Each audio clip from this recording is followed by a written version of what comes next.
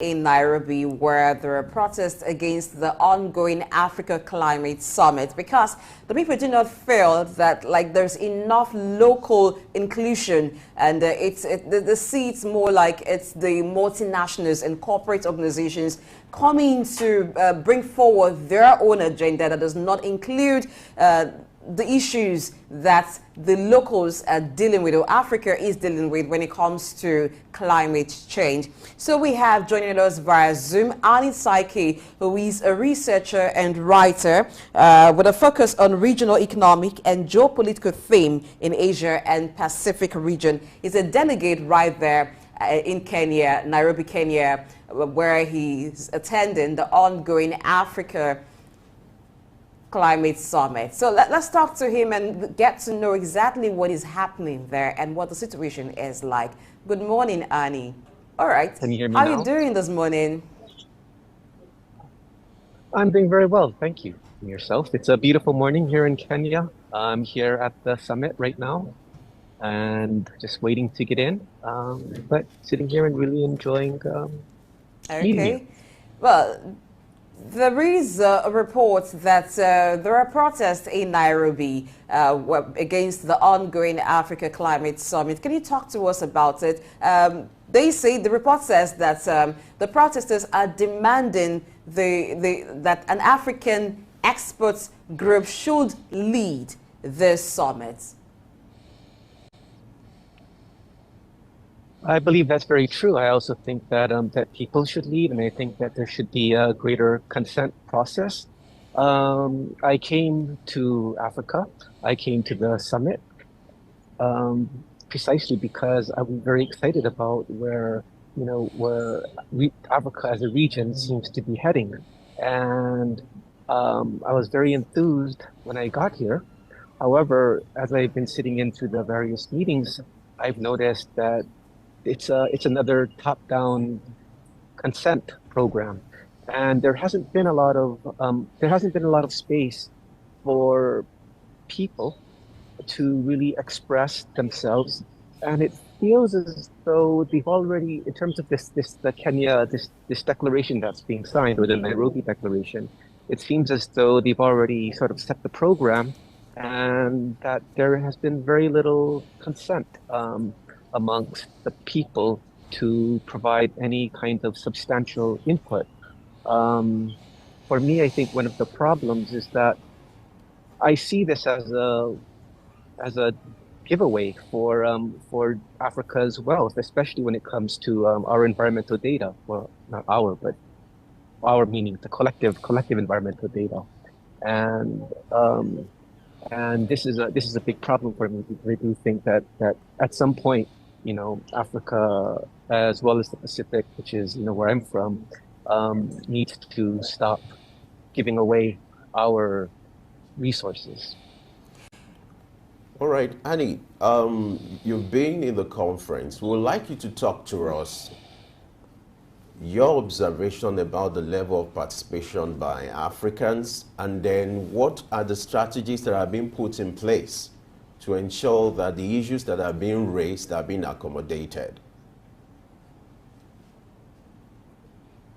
I don't see any policies being put in place. I see, when you're in these meetings, I see a microphone there, but the meetings are held in such a way that there's no time for any sort of public input. I leave these meetings, with a sense of anger.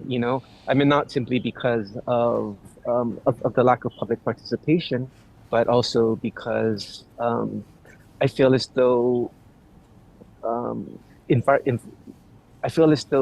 these environmental programs are really being shoved through. Okay, I understand that one of the issues that are meant to be discussed at the summit is data localism. Can you talk to us about it and how that would change situations like this, which some persons or some Africans are not pleased with, seeing multinationals, seeing foreign individuals come to Africa to talk to them about climate change, seeming like they would rather have they talk to themselves, or Africans talk to themselves, about the effect of climate change? Well, we should look at data localism as essentially data, data over resources, over water, over food security, over well-being, as being very, very important. And right now, the West is accumulating a vast amount of data through these maritime protected areas, these green spaces, and of course through these carbon trades, and these so-called transparent data trades are essentially are legally binding agreements that are pegged into trade agreements. So our country is going to be able to withdraw from these kinds of agreements. I don't think so, and I think it will be put to the test. Let's see what happens if a country or a group decides to try to withdraw from these data management, data security programs that the West is pushing through. And one of the problems was, is water, and I think water is very, very central.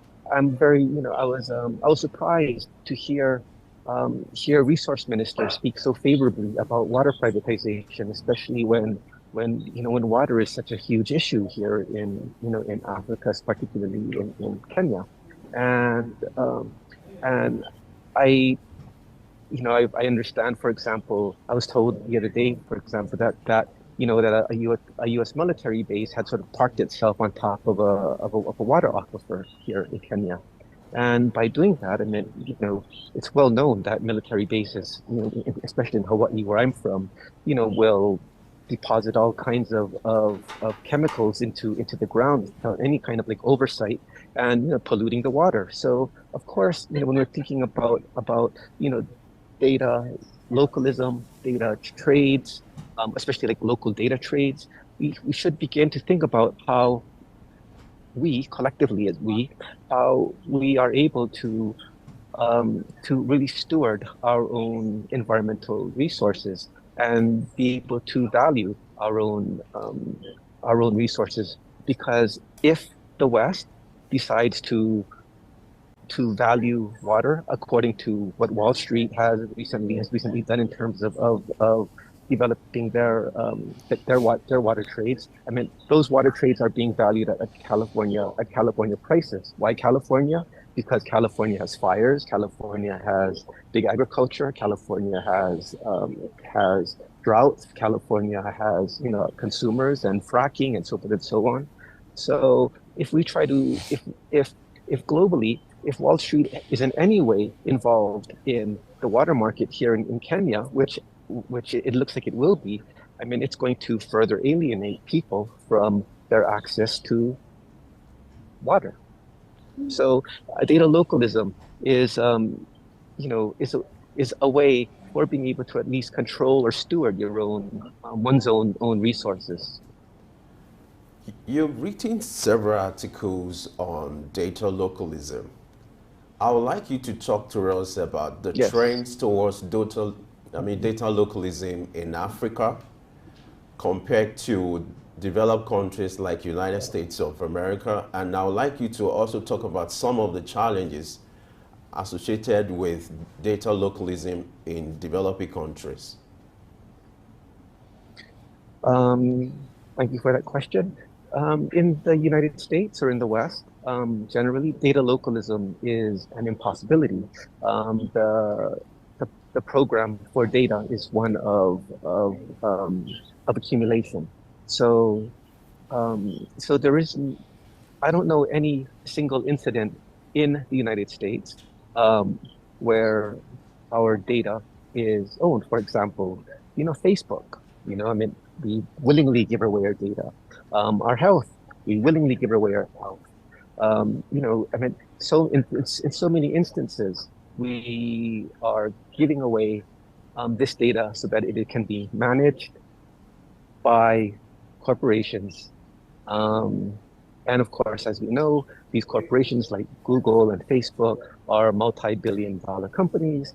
And we also know that that that data um, um, that that data has been added to national accounting systems or the digital as part of the digital economy, which has really given a huge boost to U.S. GDP. Um, why? And we all here, we're all like giving our data freely, but how is it that that Africa or the Pacific or the Caribbean or Latin America or Southeast Asia, how is it that these regions are not able to account for their data within their own national accounting systems?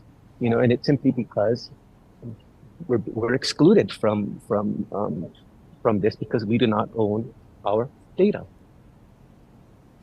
So what are And the so I think to answer your question about, oh, sorry, go. All right, what are the challenges associated with standardizing localized data? Well, one of the challenges is that it doesn't really exist yet. However, how one could standardize data is by letting communities standardize it themselves. I think that for indigenous peoples, for example, this is something that they've been looking to challenge.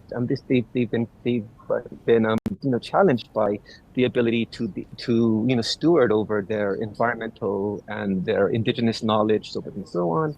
And so, if indigenous peoples are able to value data upon their own terms, that in itself is a huge boon. That does not necessarily mean that that just because an indigenous group might value some particular tree or fruit or or an animal at what would be a disproportionately high value according to international markets, that does not necessarily mean that that's a bad thing, because to individuals, or I mean to indigenous peoples or to communities, that value is is is is huge. I mean, it's sacrosanct to their lives. So so what we propose is not to measure the value of natural capital, but rather to measure the value of our interactions with restoring our ecological biodiversity. And those restoration values are something that can be as large or as small as markets will determine. And it is, the point is that we would want to try to eliminate the idea that natural capital or that flora and fauna has a price tag, because if you do put a price tag on flora and fauna, on our ecological biodiversity, then essentially what we're doing is we're essentially putting a value on our bones. We're putting a value on our ancestors. We're putting a value. I mean, these are some things that should not be valued, period. All right. They're sacrosanct. There's been growing concerns about the privacy, confidentiality and availability of data. Talk to us about what you think government can do to ensure that the process is transparent, the availability is made easier, most importantly for private companies who want to engage in economic obligations. How can this be mitigated to ensure that using data for economic development will be easier and more efficient? I don't know if it would be easier and more efficient per se, but at least it would be inclusive, and it would provide the proper consent to communities. But the process is simply to use auditors, regulators. Right now there are armies of environmental accountants who are looking to place a value on our natural capital. However, why not have an army of auditors, to be able to people who understand the consent processes when they enter into communities, who are able to be able to recognize, and at least confirm that yes, indeed, that those data points are accurate. So, okay, go ahead, Annie. this? I'm sorry? Go ahead. You're not done talking. Oh, oh. I mean, that was it. It's just these auditors. I can go on and on about indigenous methodologies for entering into communities, for being invited to sit on the mat, for you to sit into communities, for being able to develop these sort of holistic relationships. But I do think that regardless of whether we're talking about indigenous communities or community like inner city communities of even of displaced peoples. I mean, these are all people, and these are all people that have often suffered through challenges, but and in this time particularly environmental challenges, and so there should be proper protocols to be able to enter into a space and be able to provide a sense of trust and dignity to these to how data would be valued, rather than simply putting a number onto things and try to have this harmonized to some kind of international system. All right, talking about Africa, data would mean nothing if it is not acted upon. Now, how can Africa leverage data that they've gotten? And what should be the criteria for government and organizations in terms of resource allocation based on localized ecological data? That's a good question. Maybe I can sort of pedal that question back a little bit. Right now, in the United States, there are international data, environmental data, has not been fully adopted into its national accounting system. However, it's there. It's in the program. It's in the Bureau of Economic Analysis. They're looking at it. And I suspect that, by 2030, that the United States will indeed begin to adopt environmental data into their national accounting systems. And this probably includes, the other OECD economies. Now, Africa cannot simply do this right now. I mean, they cannot just suddenly hold out and say, we are going to implement data local. What needs to happen is there's a few steps that need to happen, and one of them is they need to create a data local market. You have to remember that maybe 15 years ago there was no such thing as a carbon market. Carbon trades. I mean, what are they? I mean, they're essentially allowing the worst industrial economies to be able to essentially keep polluting at the expense of or by paying this what I would just call a tax to developing countries to plant trees or steward their local biodiversity somehow. But the point is that when the West does it, they're not only planting trees, but what they're doing is they're also owning the data. Well, they're managing the data, meaning that they will be able to account for it in their environmental data packages and in their national data accounting. All right. Over the years, and Africa will not be able to do that. Okay, Annie. Over the years, there have been calls for harmonized national database for developing countries in Africa plagued with epileptic power supply and not having the right technology or the technique to harmonize this. How do you think government can find a lasting solution to the issue of harmonized national database?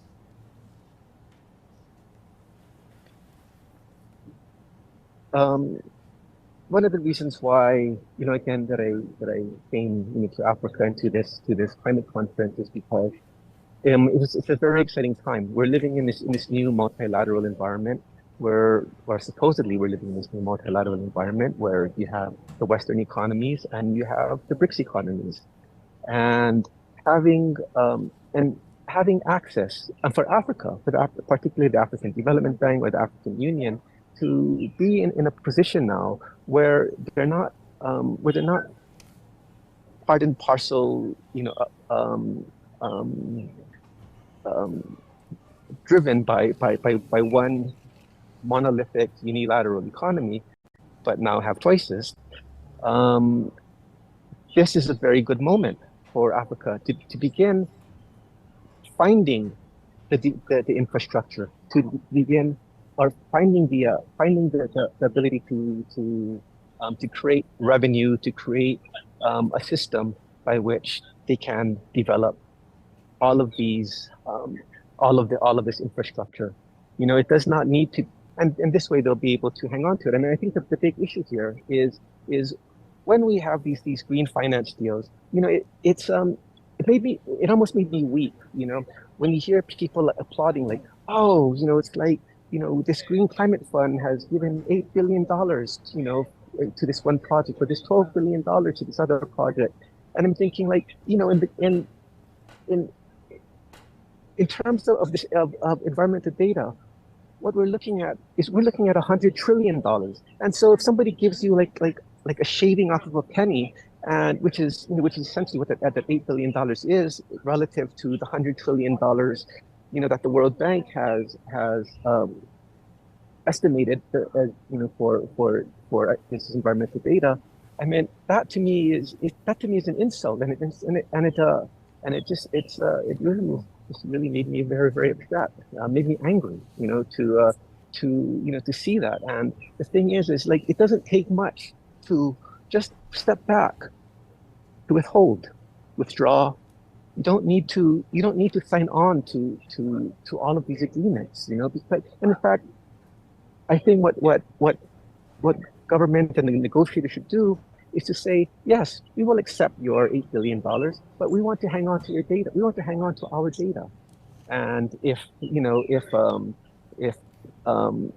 these carbon traders or these green climate funds, if they decide, like, well, no, I'm sorry, we need to have your data because we need to be able to verify, the data information, then what Africa could do, what communities could do, is, well, we have our own auditors. We have our own auditors who will be able to verify, the information, that the data is correct. And if these climate funds come back and say, no, I'm sorry, we just really need to own this data for harmonization to international standards, then you pretty much know that you're being lied to. All right, so how can Africa build capacity? Because to be able to insist on using your own data, then you have to be prepared for whatever would happen. What if the fund is withdrawn? So what strategy can be used to encourage corporate social responsibility of companies in Africa to make donations towards funding ecological funds or ecological projects, so that where the data is localized, then the funding can as well be localized? Well, the creation of data local markets, or data local market, is something that should be explored. We do have a program, which pretty much uses the most egregious of Wall Street practices, which is default swaps. However, one of the reasons why these default swaps were so terrible was because they were unregulated, or they were minimally regulated. And so a highly regulated default swap is indeed a good program that would include banks, that would include investors, and that would include equity holders, meaning the people. I think that there's a variety of different ways with which we could begin to explore feasible ways that where international investors can indeed participate in a local market, a local data market. All right. So even as that would happen, having a local data market, one of the reasons why the multinationals may not want to use local data is distrust for the data. So what is the strategy or what strategy should be employed to ensure that there is capacity building for the experts and even the community that will participate in the collection and interpretation of the data? Well, again, I mean, there's indigenous communities being able to value their own, their own data, which I think is very, very important, because we want indigenous participation, we want local participation to be able to value their own data. But to turn that question around, I mean, how much do we actually know about carbon markets? How much do we actually know about, about the offsets of these carbon trades? How much do we actually know that, that the trees, that the billion trees that our governments are planting are indeed going to be able to restore the ecological biodiversity? Because often the trees that are planted end up doing more damage to the ecological biodiversity. They're the trees that may not be endemic to a place. And so, I mean, this notion of trust, I mean, is a difficult one. But for myself, I mean, I would want to at least try to engage in trust with local communities, with indigenous peoples, with peoples who actually have a stake in the well-being of their communities and their environments. And I don't really trust wealth consolidating, corporate driven people who have no equity. I mean, other than financial, but who are not invested in a particular place. All right, Annie, talk to us. What role should international organizations and research institutions play in this aspect of data localism? And then what role are you expecting them to play to ensure that this becomes a global phenomenon?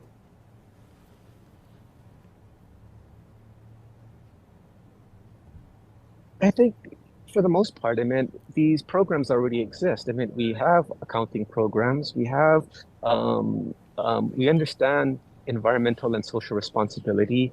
We, not every, indigenous rights is not necessarily or indigenous values is not something that we know about, but it would not be difficult to create a program that would offer degrees in sustainable and resilient development.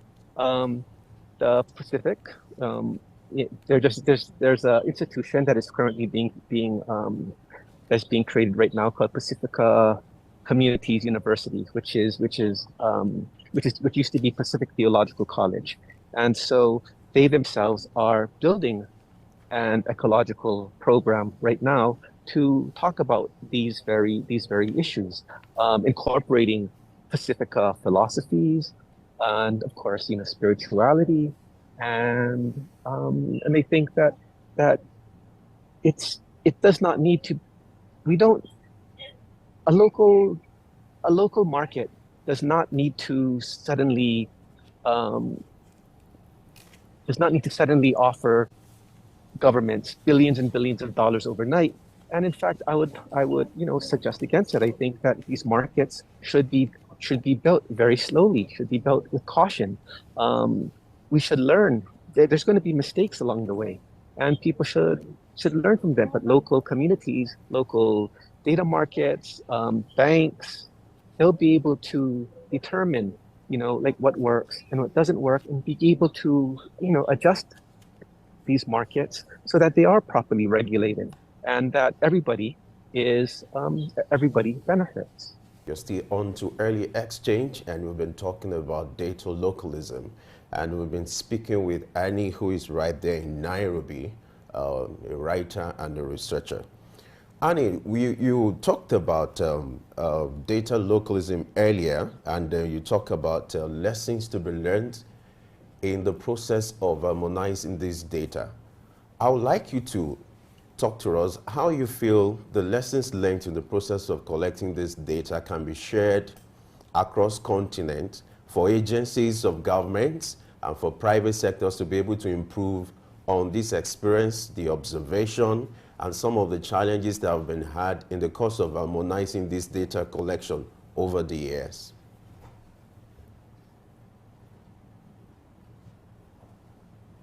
Currently, I think that what our international institutions tend to do is they tend to do these sort of top-down consent programs, right? Where and much like this climate conference, where they already have a set program, and yet they'll bring in a lot of youth, they bring in people, they bring in other civil society organizations to begin promoting a particular agenda. I believe that there is also a bottom-up approach. A bottom-up approach may not be as effective, but the thing is it involves the consent programs of people, of cultures, of various communities, and one of the ways in which we could begin to do this, for example, is through our local houses of worship. I think churches, mosques, temples, so on and so on. And then I think that that they're I think they're all, for the most part, fairly well aligned when it comes to stewardship over our ecological biodiversity and our well-being. It is not necessarily for a top-down international institution to be able to to determine what those factors are. And I'm not saying that they all do that, but it's often contained within that model. I do think that a bottom-up approach, there's already a spirit of an ethical spirit, so to speak, or there's already a traditional way of being, or a customary way of being that is being utilized. And one of the things that I've noticed, especially working in the Pacific, is having access to going to villages and seeing how the consent processes work in these villages. So it's when we begin to sort of look at the world as a whole, we have this sort of international centers, but what's happening on the outside, is within the communities. I mean, it's absolutely vast, and I think we should be celebrating not only our biodiversity, but also the diversity of peoples. All right. So what metrics I think that includes economies as well. All right. So what metrics can be used to assess impact of data localism on ecological conservation and sustainable development in Africa? What are the indicators of success there are ecological offsets and the impacts? Well, there are well-being indicators, and well-being indicators are certainly something that the individual communities, should be able to determine for themselves. But in terms of ecological indicators, I mean, one of the things that we have found, which is beautifully effective, is to asking one of the elders, what was the fishing, or what was the catch, or what was the fruit, or what was the harvest, 60 years ago. And and so they might locate that as 100%. Where are we now? 40%, 30%, 50%. So what happens if you then begin to sort of sit down and think about trying to restore those numbers so that we'll be able to meet that 100% in the mark. And we can just call these offsets. And these offsets are are are fueled essentially by the input of communities of people on the ground. I mean, we're living in a population with eight, maybe 8 billion. I'm not sure if we've hit 8 billion yet. 8 billion people. That's 8 billion pairs of hands. That should be engaged in this restoration program. Okay. And why are these hands being excluded? Please go ahead. Go ahead. Oh, it's good. Thanks. All right. Talking about ecological accounting efforts, you identified earlier part of the challenges has to be funding. I still want you to expatiate more on how developing countries, African countries, can manage this shortfall and get the involvement of private sectors. What strategy do you think could be put in place to ensure that these efforts are being utilized the way it ought to be? Well, I'm not saying that Africa or that any region, needs to suddenly stop with the current program, but I'm suggesting that they need to create an alternative program, and it's an alternative program that can function as a side table to the program that already exists, and whether or not that market, grows and builds, because I do think that a market like this has to develop slowly in order for it to really properly engage all of the consent mechanisms that people demand out of an economy. And so, and in terms of the funding question, I think one of the only major economy that I know of, there could be others, but the main one that we're looking at, for example, is China. So China is a country that is also a country that practices data localism. The West does not. In fact, transparency is the key word. And we often think of, oh, of course we want transparency. Transparency is great. However, what happens if transparency is not great and transparency is just another form of hegemony? I think that we have, rather than talking about transparency, but transparent systems, we should be talking about consent systems, consensual systems. And this is a program, again, that auditors, regulators, that they can be able to include within their own environmental and social responsibility program. All right, so how do we ensure sustainability of data localism? That is not something we talk about now because it's become a sort of front burner issue, but it's something that goes on year after year.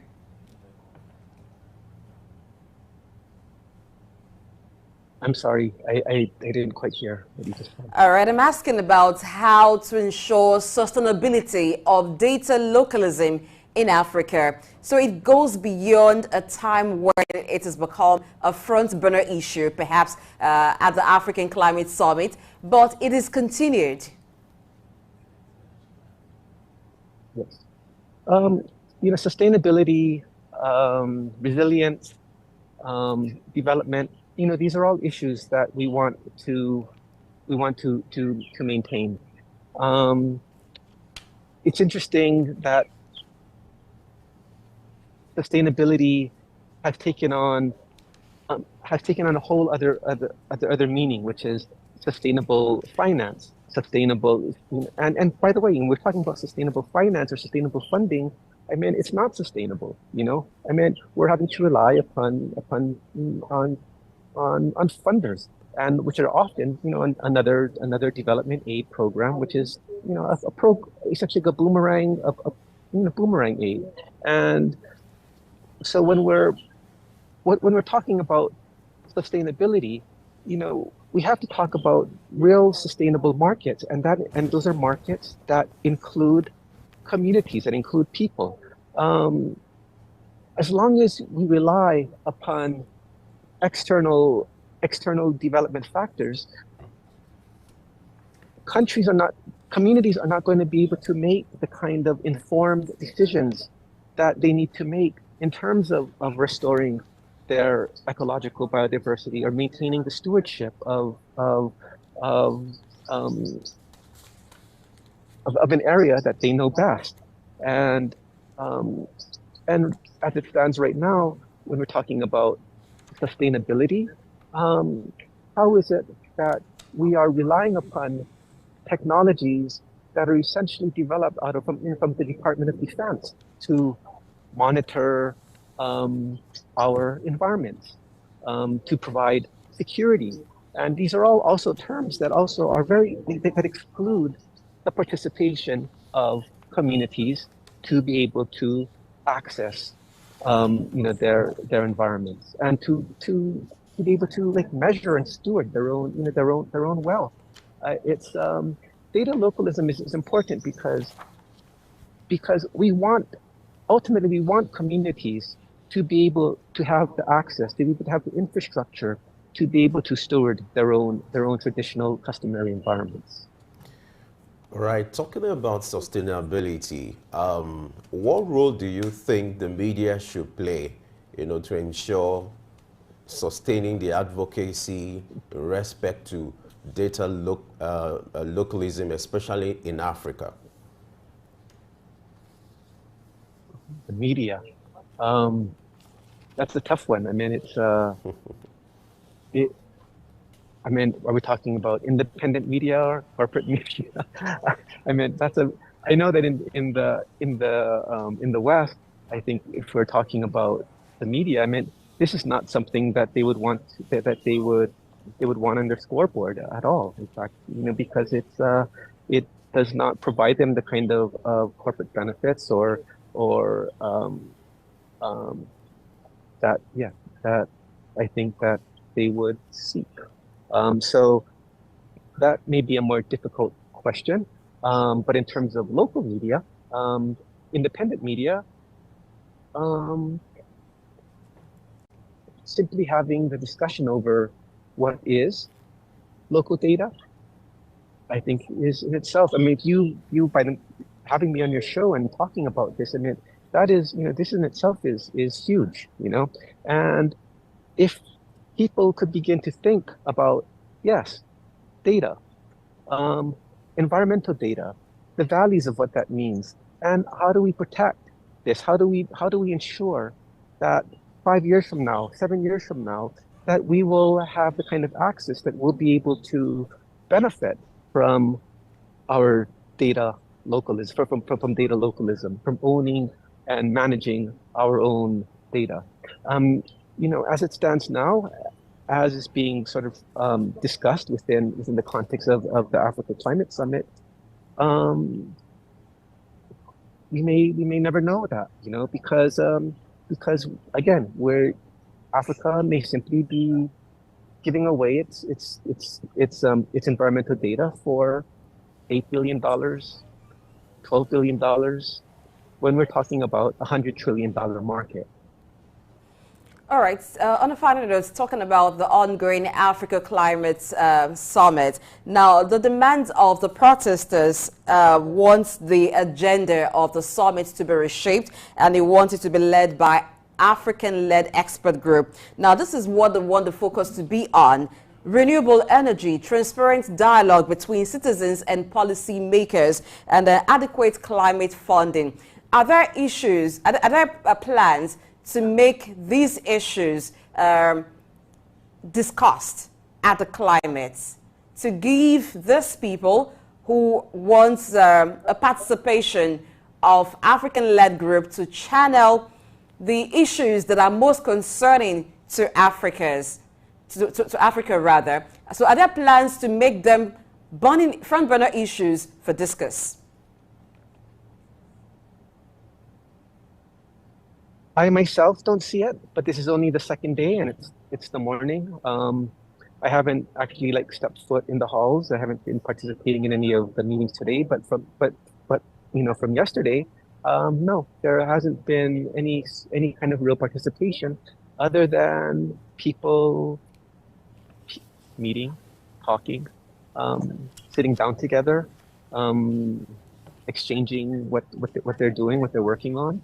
But for myself, in terms of talking about data localism, um, there it's been surprising how many people have embraced this notion and understand and really like understand like like that this should be discussed, you know, and um, and that's good because people are aware of it. And so what it reminds me of is we have experts, especially through UNSCAP and all of the people that are sitting up there, and as they're expressing this these and promoting this climate fund, right? Um, they're experts at the 70% of the information, but I feel as though there's 30% information that they do not have. And I feel as though they're being excluded from it. They're not participating in questions around national accounting systems or about the values of economic data, So because they're not engaged in, because they're not having that discussion, all they can do is applaud, that 70% and push forward the 70% with great enthusiasm because it sounds great. It really does sound great to receive $8 billion. But we don't, but the thing is again, we don't know what 2030 is going to look like.